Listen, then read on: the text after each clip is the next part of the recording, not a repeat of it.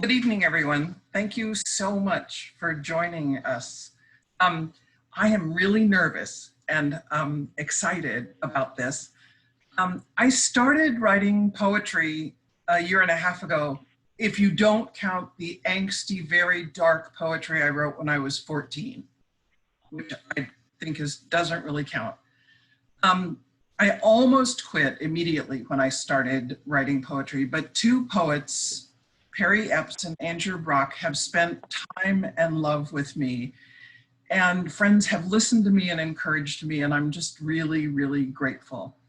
At the end, Dan McNeil asked that we do this, that we have a few moments of comment and questions if anyone has any, so just hold on to those till the end. I'm going to start with a poem that helped me think that it was okay to write poetry. I believe that my first printed collected poems was for Perry Epps's birthday earlier this year. And this is the poem that I wrote for that. It's entitled Enough Words. I write poems because I've forgotten how to journal. A 100-word poem seems adequate. A 100-word essay seems like a book report from 3rd grade. And these 38 words are enough for now. So a year and a half ago, I was on an 8-day retreat in Loudoun County, staying in Galen Perry's spring house, and this happened. The poem is called Serendipity. This morning on my walk, I startled a wild turkey, or she startled me. I stood and watched as the turkey-shaped body flew away on stubby wings, too puny to launch her, but they did. When I was 9 or maybe 10, with my brother Kit in Friday Harbor, I found a $5 bill.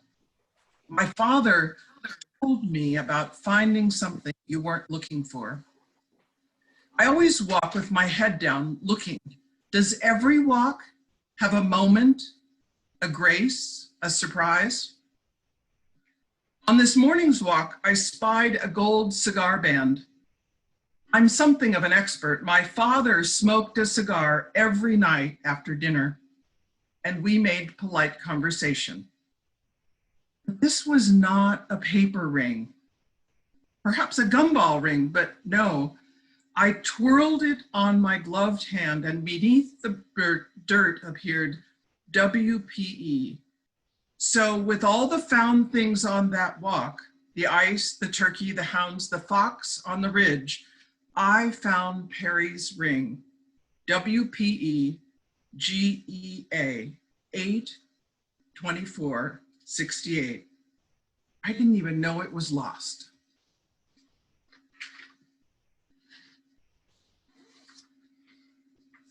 There's something awful about throwing away vegetables when they rot in the drawer of your refrigerator.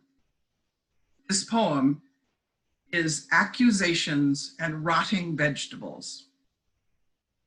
This morning, I can hear the asparagus taunting from the crisper drawer, j'accuse. It's Friday. The produce arrived on Wednesday, and we've only eaten one spring onion, not the green kind, some arugula, a tomato, and most of the cilantro. Watch out, or they'll all still be there next Wednesday. I told Leanne that being at home means I'll cook lots more and eat all the vegetables. I cannot face the vegetable shaming my compost bucket whispers when I throw out rotting vegetables. On Facebook, I read that quarantine is only to be spoken in one small village in southern France. The rest of us are just doing sparkling isolation. We have to laugh.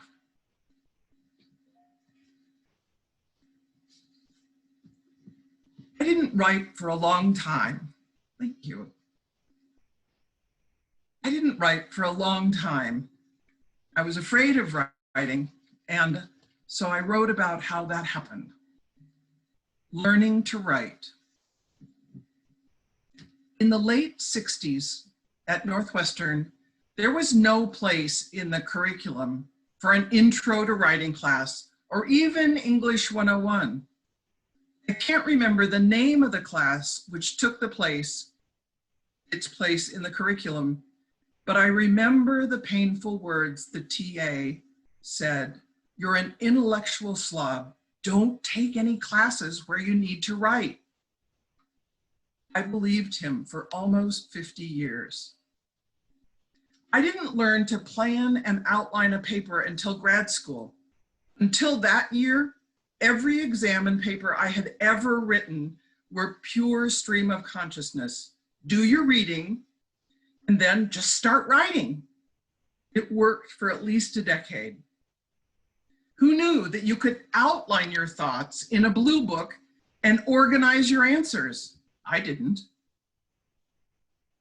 Every word which sits on a line on the college ruled notebook paper or the back of an envelope or a scrap of paper screams at me, "You can't write. Don't embarrass yourself." But two poets I know say I can. So with fear and angst, I am tasting my words and writing their shapes down on paper. They feel odd in my mouth and sound strange in my ear.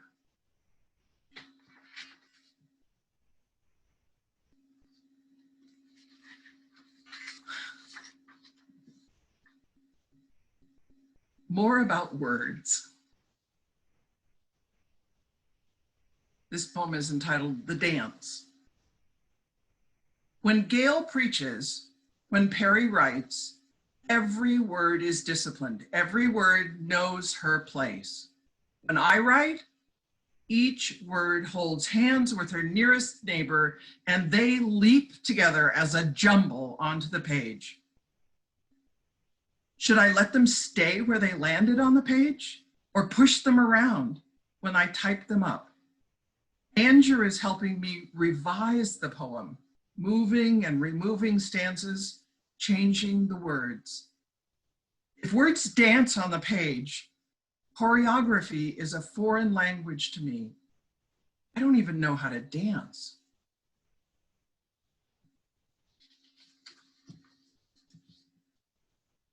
There are many things that I miss during the pandemic that I wish I could do, and this is one of them, with abandon.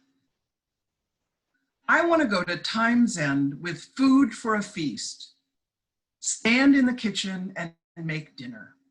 I want to sit at the table, laugh and share, weep and delight, despair and listen with tears too deep for words.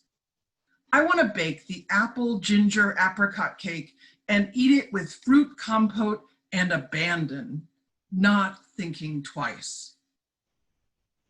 Maybe I'll even use the bathroom. I want to be fearless. Fear for another and love for them makes me careful in a way I've never known before.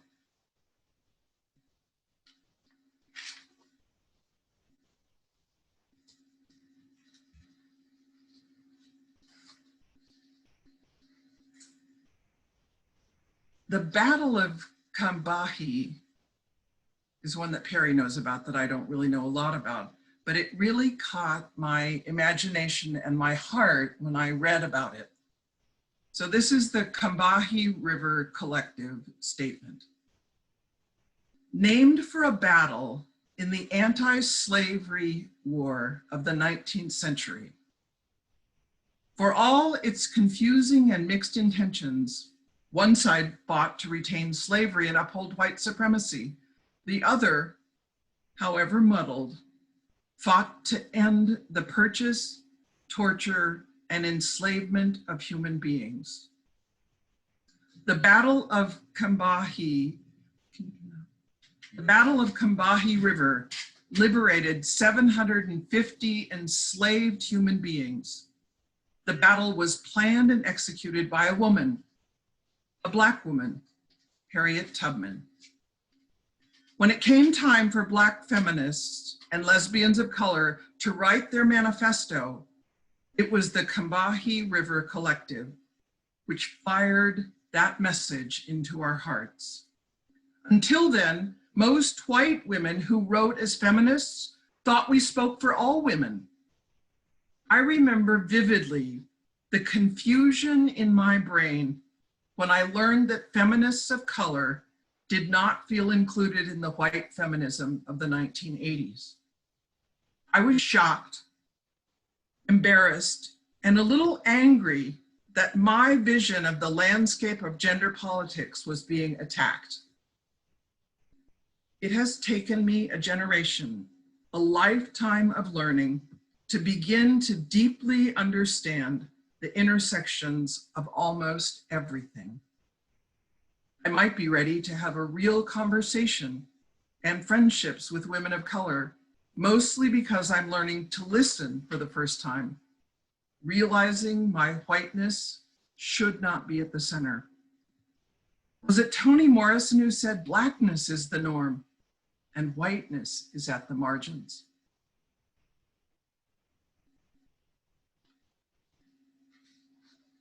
One of the questions of seminary is what forms us and shapes us, what changes and establishes our theology personally.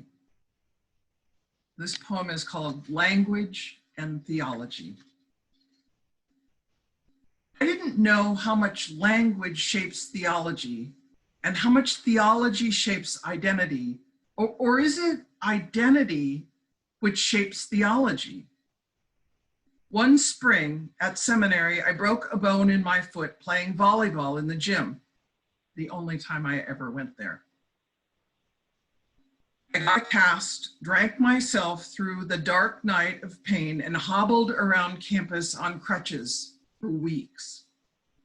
That spring, Alice, Gail, Marianne, and I, maybe it was Dudley, didn't go to chapel for evening prayer. To honor my lack of mobility, we stayed in the dorm.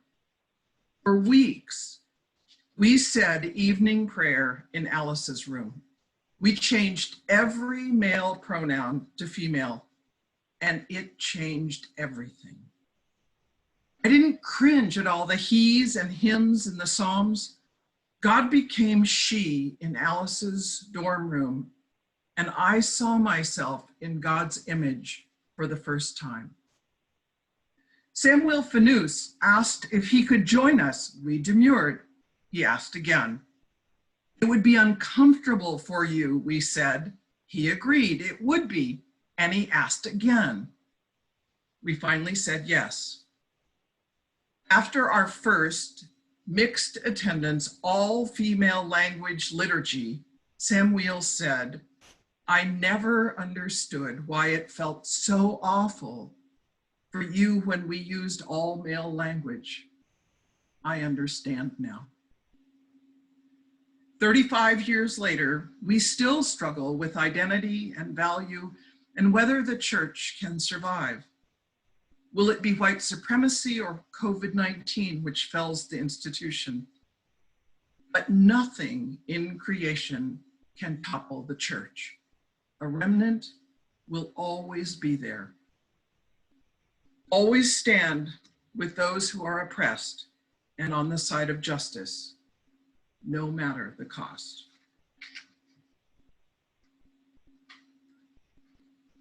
I got an amazing bionic hearing aid.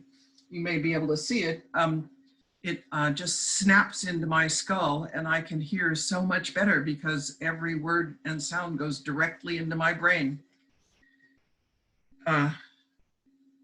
It's not always been good. So I'd like to share a time it was a challenge. Spiritual life confused by hearing. This morning, I wore my hearing aid during my quiet time. I usually put it on after my bike ride. It doesn't fit under my bike helmet. I thought the sounds of the washing machine in the basement were someone breaking into the house. I had never heard it before. It's better to listen to God with your heart and not with your hypersensitive hearing aid.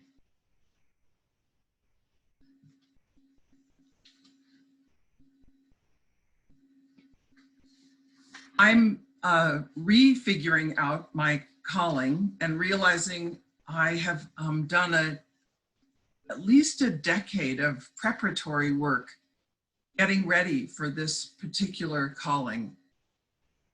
So this poem is titled, My Work for Now. This morning, I realized that my work is to dismantle racism in the church, the Episcopal Church to be specific.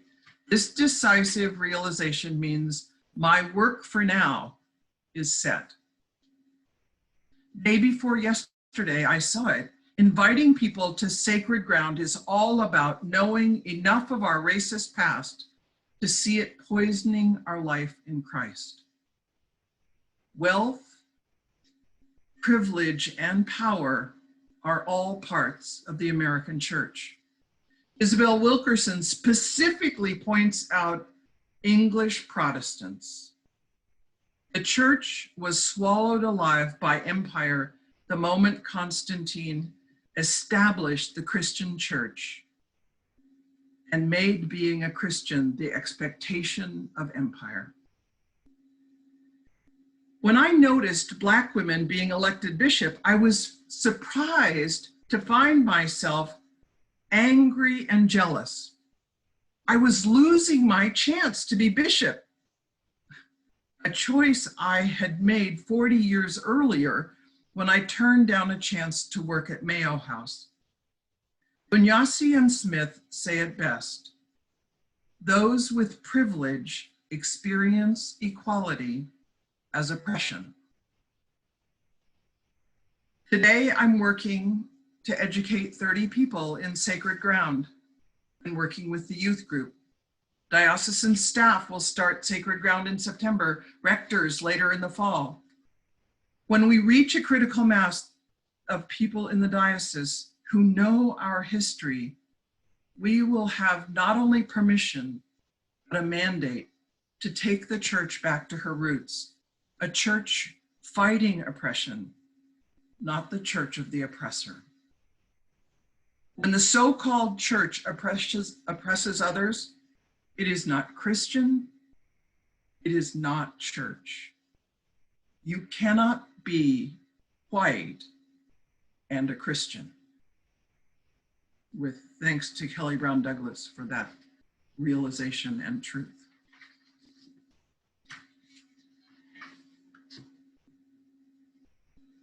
I don't know if anyone heard it. I didn't. I tried to, but I didn't hear. Claudia Rankine, whose quote starts this poem, was interviewed on NPR this evening. So I will go back and listen to what she had to say. When I read this poem to my friend K.L. Campbell, she said, "Are all your poems this good?" And I said, "No, this was the one I read to you. It's the best." So I saved this for last. So I'll end with a rational fear of revenge. It starts with a quote from Claudia Rankine, poet and citizen. "Because white men cannot control their imagination, Black men are dying." Police, looking at Black men, are rationally afraid in the hidden, unconscious sense, those men will demand justice. They can only imagine, with their limited imagination, that this justice will be demanded in the same coin in which the injustice was meted out: brutality. Police rightly imagine the reasonable consequences of their own brutality, and they are brutally afraid. That kind of irrational yet reasonable fear is the basest cause of brutality.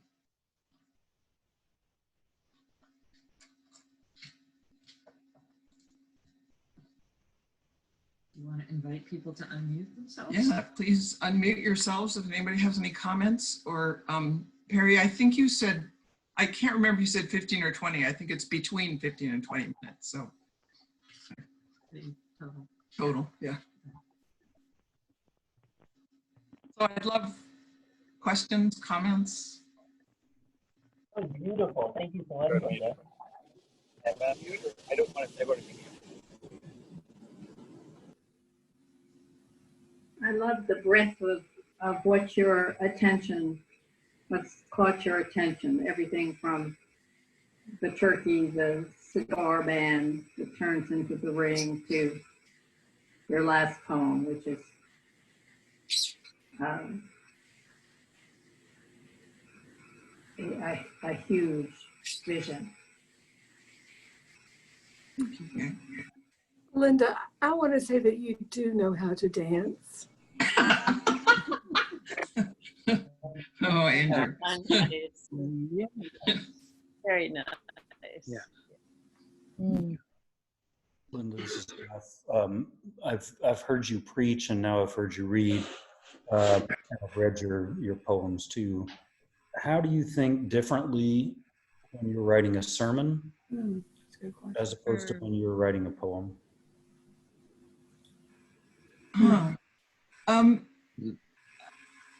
I feel, Jeff, that a poem is an observation and a holding up and looking at and seeing what I see. And a sermon is, it's taking what scripture says and seeing how we are present in that as a message to a congregation. So for me, you know, now that I've done a poetry reading, maybe that will change. But for me, the writing of poetry it educates me, and it almost always starts with some idea or prompt that just gets me thinking about things.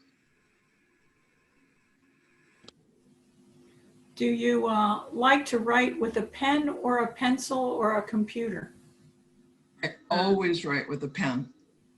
And honestly, I'm too lazy sometimes to stand up and go look for, you know, a nice piece of, so I do use the back of envelopes, or sometimes I'll open a book and write in the flyleaf of the book a poem. So yeah, just whatever's there. But it's always pen. I've never written on a typewriter, on a computer. Do you cross out? Oh yeah. Okay.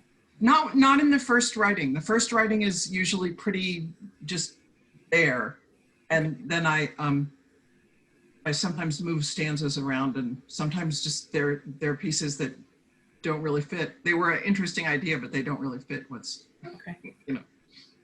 Is it harder to start a poem or end a poem? Well, that's a good question. That is a great question. I don't know where poems start. It's mostly some idea occurs to me, and I just start writing, and I usually run out of room on the paper, so that I quit. That's pathetic, isn't it? It's a good technique, though. I mean, you have to stop when you're limiting. It is self-limiting, I guess. You know. This is a 3-page poem. Linda, I totally relate to the veggies. I think I feel that every single week, and especially in quarantine. I don't know why it feels so much worse, but I just want to say I'm so grateful for the way you closed up that beautiful body of work, and that I just want you to know how much support you have in what you're trying to endeavor to do, and how much we love you in that. So thank you. I want to jump in there because the themes that the sort of the red thread I kept hearing through all of that, Linda, was loyalty and longing. And I look at this circle of people who've gathered to be with you, and you just bring all of yourself to whatever you engage. And the loyalty to God, the loyalty to people, the loyalty to truth, the loyalty to transformation. I'm just struck by what we just experienced, what you've created, and and the privilege of hearing it in a circle of people who are loyal to you. Thank you. Thank you, Lisa. Linda, it's Christy, and Sophie, who's eating, so she does not want to be on camera. Okay. Hi, Sophie. Hi. Sophie's my 13-year-old, for those of you who don't know, but we're listening together, and the fact that we can listen together and talk and explore and understand the poems together. Your writing is so accessible, yet so deep, and has just a connection, like an immediate human connection, from the vegetables and the CRISPR and the asparagus yelling out to your final poem, and the touching on just the complexities of where we are. And I'm just so grateful and honored to know you. And I see you, and I know how brave you were to pull us all together to share this writing. And I want to say out loud how honored I am, but also just how proud I am of you, because that thing that you said at the beginning about that TA, my heart just like ached. And like Sophie and I were just talking about that, like to get that kind of criticism and then push through. I love you, and I love your work. Keep writing. I want to keep hearing together. And that's pretty awesome. Yeah, thank you, Christy. Sorry. She said specifically she loves your titles. Oh, yeah, that's fun. That's fun. Yeah, that's good. Thank you, Sophie. Linda. Go ahead. I'm rude. I'll go. Linda. Yes, Andrew. I'm sorry I was late, but I was doing some work for the bishop, so you know. Oh yes, hey Michelle. How that goes. But I did. But what I wanted to say is that you know, there's the bumper stickers. I want to be the person that my dog thinks I am. Right. Yeah. I want to be a friend like Linda Kaufman's a friend. You absolutely inspire me to cross boundaries and to continue to show up in ways that I cannot believe God put you in my life. I feel so grateful. And to hear you be brave and bold in this new medium inspires me even more. So I just wanted to tell you that I love you and thank you. And Marianne, I'm sorry. That's okay. Whatever work you did, I'm grateful. But Linda, I want to say the same thing. You are an extraordinary friend to all of us. And you're also faithful to a wider vision that emboldens you to speak truth to us, even when you fear risking something. And I'm grateful for that. Grateful for the love you have for this institution, this flawed, glorious institution of the church. And I was particularly struck by your clarity of vocation now, and give thanks to God for it. Thank you. Yeah. Linda, for those folks who don't regularly attend Compline, our Zoom Compline, it's just such a thrill to see so many of you who Linda has been praying for. Oh, right. Yeah, it's true. So, very true. Know in your hearts what a faithful friend she is. When you ask for her prayers, she prays. And yeah, it's amazing to hear your poetry and your courage in putting it out there. It's beautiful. So perhaps next time you'll need less courage to share it. Don't be so sweaty. Linda, I just wanted to So say Linda, that, I have a question. Or Andrew. Too many friends. that one of the things that I love about your poetry is your sense of discovery that's both internal and external, and the way you link them together and bring your past into the present, and your discoveries, your internal discoveries and your external discoveries, they play off each other. They mirror each other in different ways. And in doing that, you take risks, you're vulnerable. And that's just a lovely, wonderful gift that you can do that so clearly and so aptly. So thank you. And I want to know about Compline. Can I come? Yeah, I was thinking we could put the link up. I bet Leanne would I'll do that find for it us. and put it in the chat. And then, Go ahead. So Linda, yes. Tonight just demonstrates again how you're a woman of word and a woman of deed. And so I'm just amazed that sometimes your words sprout into prayer. Sometimes your words become a sermon. Sometimes they become corny jokes. And now we learned they become prayer. They become poems. So how do you know, you woman of words, when a word is going to become a poem versus a prayer versus a sermon? I have no idea. I don't know. I mean, you know, it's interesting. I don't accidentally sit down to write a sermon. Just sorry, the preachers. It just don't accidentally sit down and a sermon happens.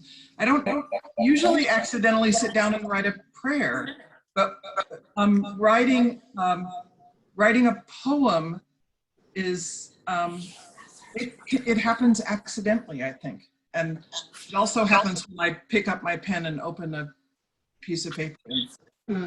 So it's kind of, it's more accidental, I think. I love your accidents. Yeah, happy accidents. Happy accidents for us. Yeah. I love, Linda, that you were the most surprised of all that you started to write poems. And all of a sudden you did. And all of a sudden, all the things people have said are so true. Your past and your present and your refrigerator and your social justice and everything just fell into a new expression, and you've lived right into it. And your voice, hearing you read, is really adds another dimension. It's very, very life-giving. Thank you. And thank you for trusting your poems. They find their form. It's like the enough words, just perfectly proportioned to what they are, and you listen to your poems. Congratulations.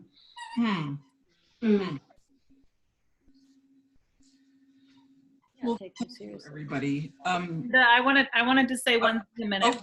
Hi, Michelle. It's funny because I have always thought of you as a poet, even though this is the first time that I've heard you read your poems. When I would sit at St. Stephen's and you would say, "May the God who dances in creation." And there was always something about the cadence in your voice when you call us to think about God dancing in creation that always felt very poetic to me. And so it is a real gift to hear your poems, but I have always thought of you as a poetic voice. So thank you for sharing. That's really beautiful. Michelle, thank you. Wow. Thanks. Amen. Muriel? No, I'm good. I was just clapping. Okay. I agree with what Michelle said. Yeah. So in the chat is the link for Compline if anyone wants to join us. It's at 8 o'clock this evening. It's 8 o'clock every evening.